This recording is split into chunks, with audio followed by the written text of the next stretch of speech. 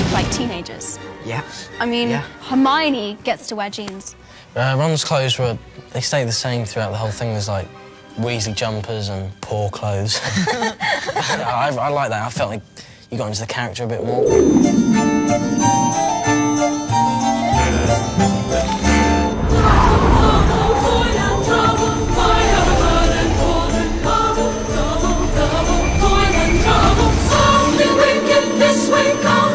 Prisoner of Azkaban refers to a character by the name of Sirius Black, who spent the last 12 years in prison because it is thought that he murdered or was responsible for the murder of Harry's parents. When the film begins, the Prisoner of Azkaban has escaped and is on the run and coming to find Harry Potter. He's been sighted! He's been sighted! Sirius Black! Dufftown?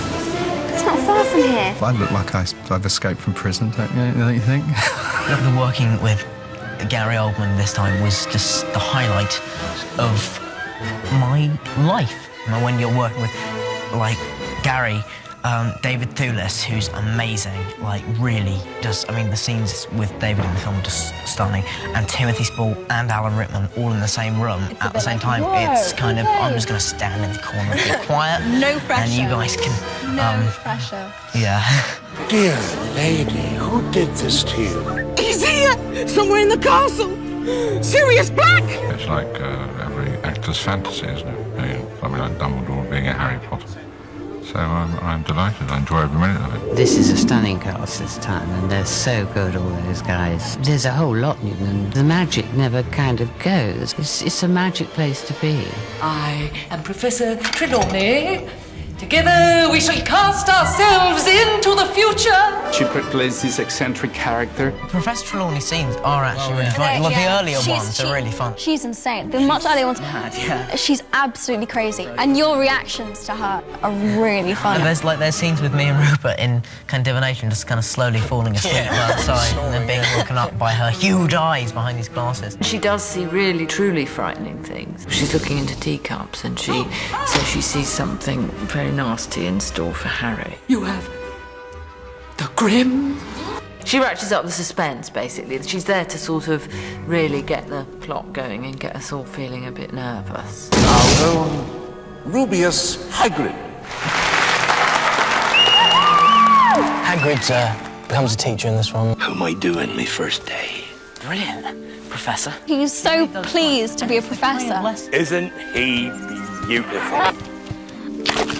Basically, he's in charge of the magical creatures. And some of them are a bit unpredictable. Exactly what is that? That run is a hippogriff. Yeah, that was really amazing, because it's like half horse, half eagle. I thought that was quite cool. And it's Hagrid's job to introduce it to the children and show them how to do it right and how not to offend it or frighten it and so on. And of course, guess who gets it wrong? Great ugly brute. Malfoy. No, Malfoy.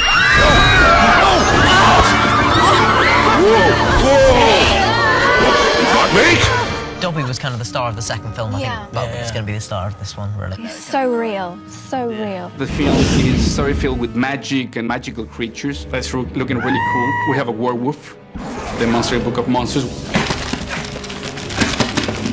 And you do kind of think that if all textbooks had teeth and were this vicious, you would pay a lot more attention. Attention in class, definitely. There's a creature that the mentors, that they project that fear within.